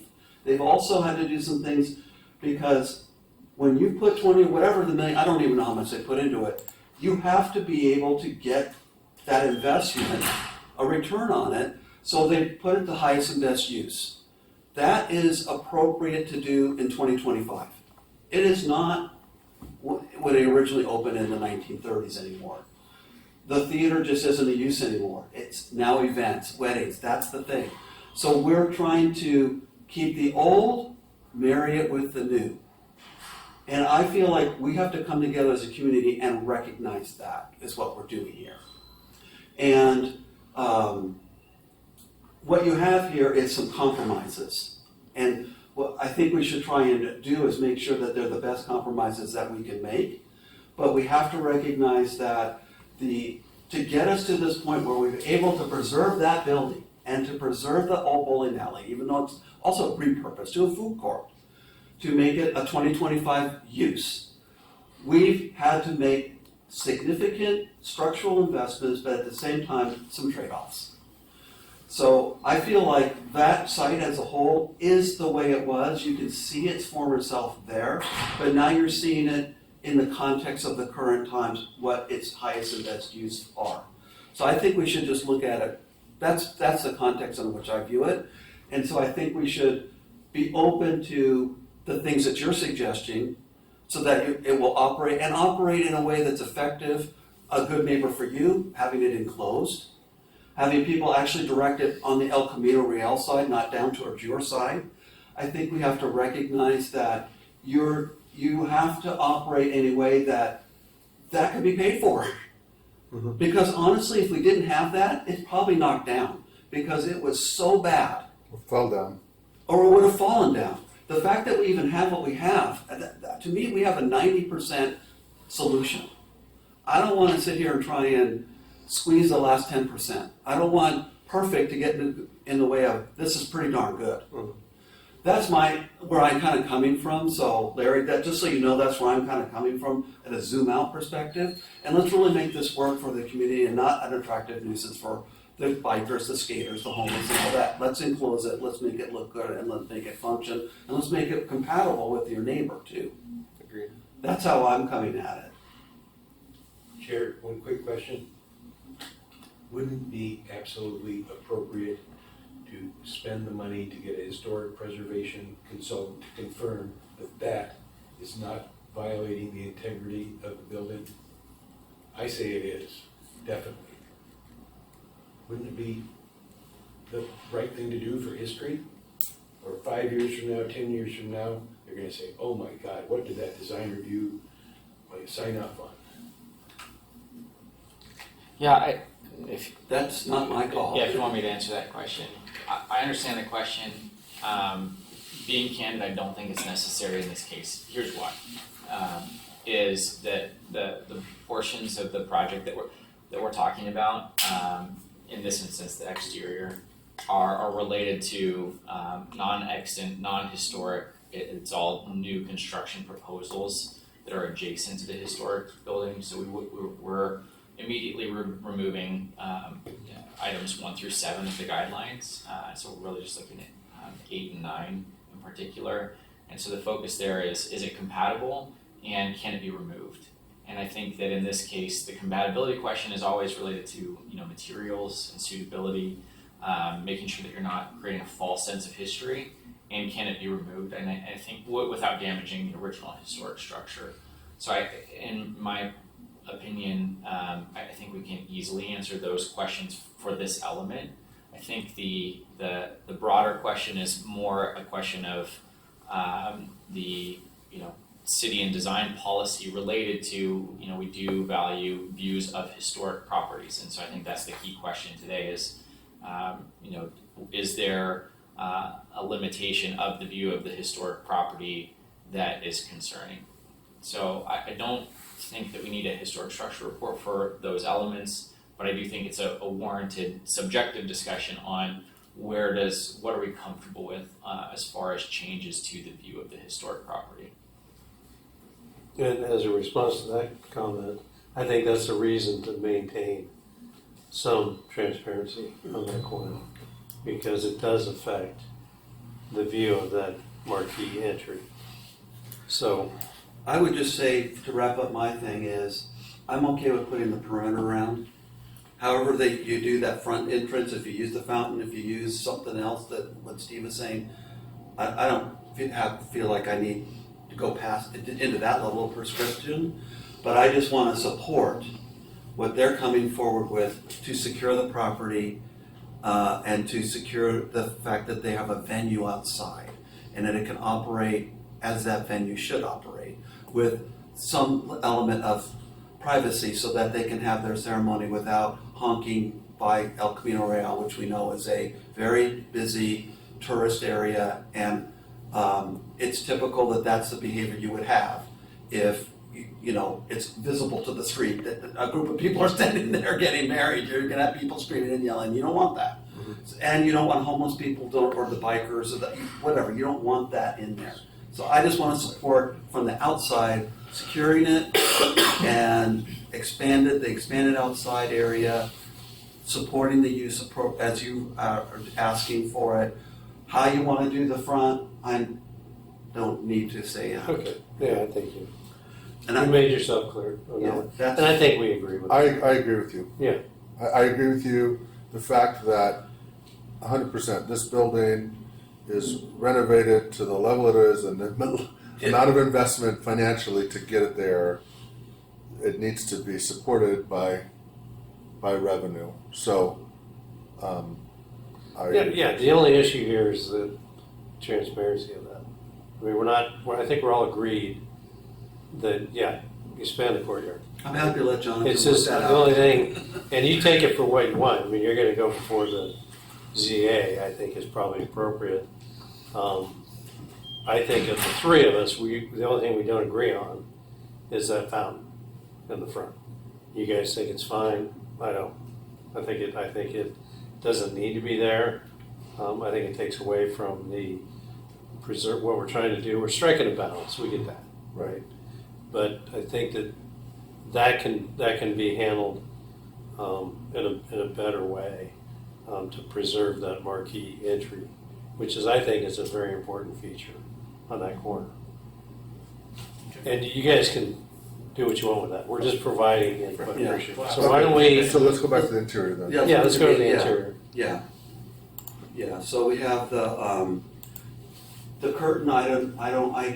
To me, since it's not really attached to the building and it's linen and you guys are gonna have it open as much as you can have it open, and when it is open, you're not gonna see it. It's a non-issue for me. Then the arches, the Moorish arches, it is a cavernous space in there when you stand in there.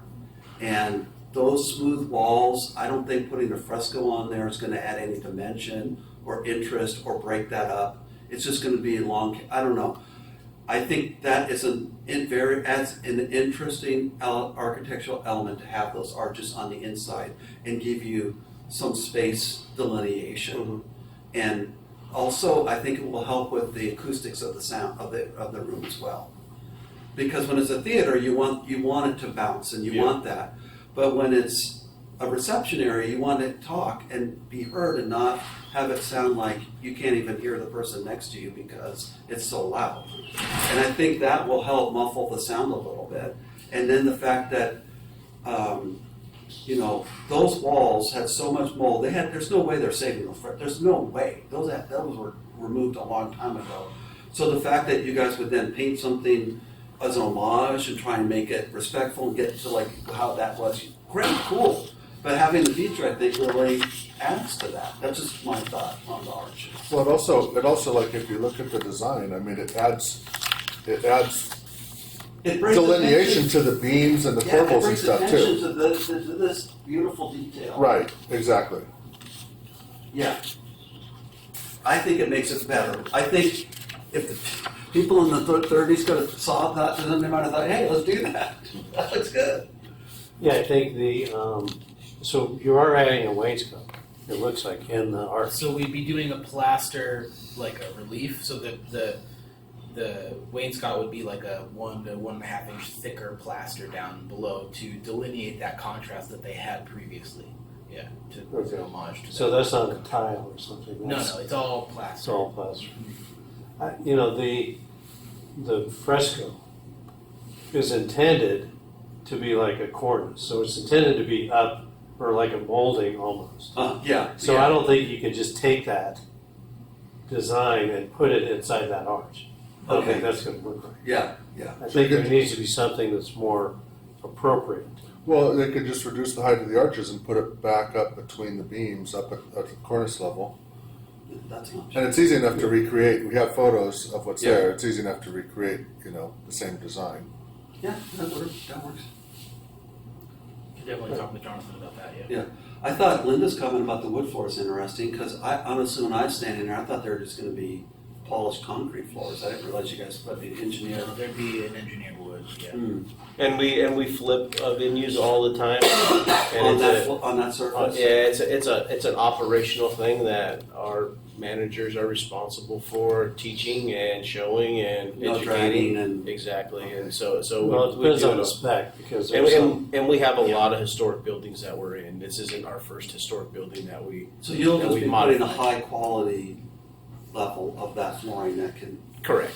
that has the tolerance of that. yeah, you are gonna have some acoustic Oh yeah. issues in there. Yeah, and then we deal. That's another thing that we're used to dealing with, and we have solutions to some of those things that help a little bit. Hopefully, it's not just putting acoustic panels on the No, walls. no. Just those, It'll like, be- those egg crate foam, which is. Yeah. Yeah, there we go. That's the typical. But having fabric, that might actually help.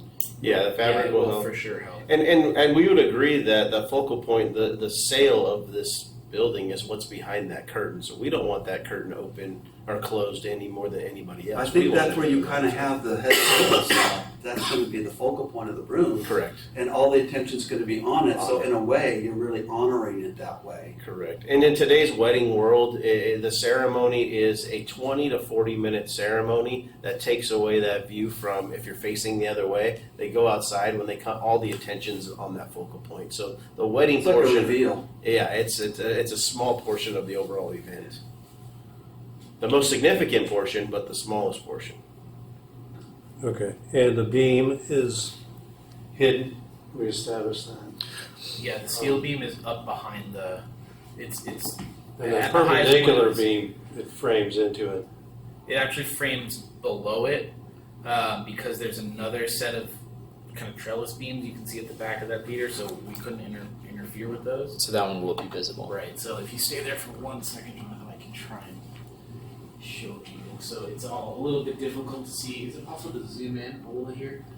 So there's a slightly lighter color brown that we're indicating that's the steel beam, right? And then that gets hidden behind all this kind of curtain swag on the side. And then this beam here is actually hung slightly from that beam so that it can tuck into the pocket. So this is supposed to be a panel that opens up to hide the curtain that goes into there and then disappears, so you don't know that it's a door. Then this is a beam that goes this way that holds the track of this curtain that would come out that way. And that beam is visible. But you guys are going to wrap it to look like. It'll be painted out to back. Yeah. And that, the reason for that is to The reason for that separate is where the people are going into the restaurant. right, so that you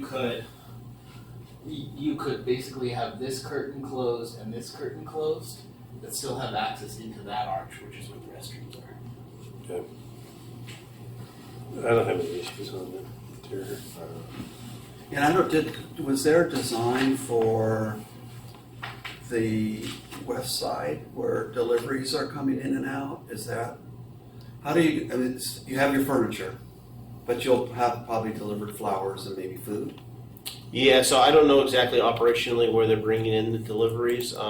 That back staircase that was pointed out earlier, that is basically required for egress, so that's why that staircase is there, I believe. So There's a back stair between the bowling alley unless you can see it right there. Yeah, that that's small stair. probably where most of the deliveries will come in, because going down to where it says service, that's where our service kitchen is for our food deliveries.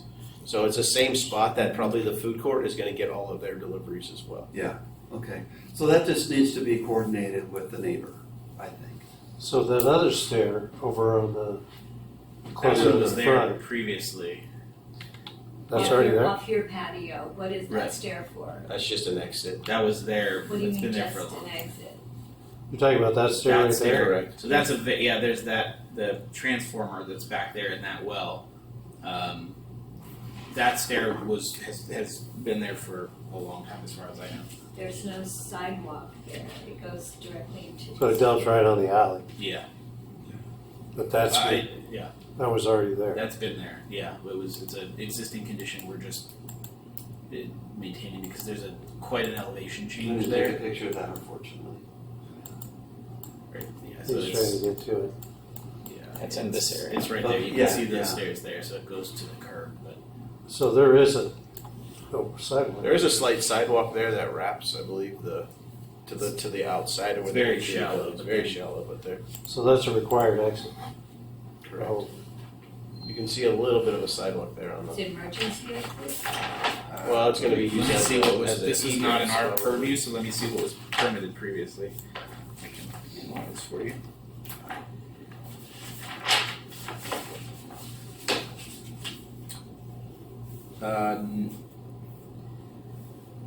I mean, it's already outside, so it's not considered an exit in that way because it's already an outdoor space. You're already part of the exit path.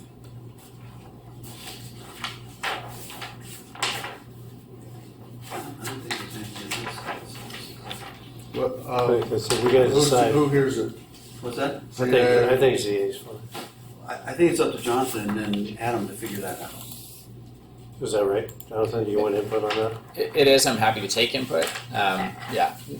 So code definition gives me the option to do that referral, but I'm happy to receive input, and I mentioned that in the staff report. So very happy to take that input. Well, ZA's gonna hear our input, right? Correct. I'm okay with the ZA. Yeah. Deciding. I'm fine with ZA. I'm fine with Jonathan deciding. It doesn't matter to me, either way. Well, it's gonna go to ZA, right? Unless we say, Yeah, so I think, from what I'm hearing today, I think ZA is the most likely avenue, given that there's a few points of disagreement. And so I think I also need to meet with the applicant on a couple of things. The building egress, they provided a preliminary calculation there, but our building official will have to go over that. And then similarly, line of sight, our traffic engineering is taking a look at that. So that may have some impacts on that El Camino Real frontage and where a wall could go anyways. So, I'll take into it. What I heard today is there is support for securing the space, but there's some difference on, what that perimeter secured element would be. And In then the found location. correct, and then engineering will need to evaluate the line of sight from the Boca de la Playa, the cars that are stopped there and pulling out onto El Camino Real. So there is a chance that affects where the current wall is shown in this proposal, anyways. So we'll meet with them on a staff side regarding some of those points to be confirmed, and then take the final from there. okay. All right, hopefully that's helpful input for you guys. Gentlemen. Appreciate it. Thanks to you all for coming. Thank you. Good luck with everything. Thank you very much. Thanks for your time. Nice to meet you. Thanks for your time, Scott. Appreciate it. Thanks, Scott. Some of those will play house. Thank you very much. Does it look like we'll be meeting on the 13th? The stage is already- Sorry, say again? Does it look like we'll be meeting on the 13th? Place. I don't believe so. So maybe, The stage is part of the previous agreement that we had. should we adjourn to the 27th or just? Let's adjourn to the 13th. Just Appreciate it. Sure. Thanks for your time. in case any business comes up, and then we'll cancel if we need to. Well, we gotta give opportunities for oral and Once again. written communication. That's true. Get your phone number. Jonathan, do you have any? I don't have anything to add. Okay. She's gonna contact you. No staff reports? No. Scott, nothing from you? Nope, sorry. All right. So do I have a motion for, Yeah, I'll move that we adjourn the meeting of the Design Review Subcommittee to Wednesday, August 13th, 2025, 3 p.m. in the community room at City Hall. Second. all in favor? Aye. Aye. Okay, we're done here today.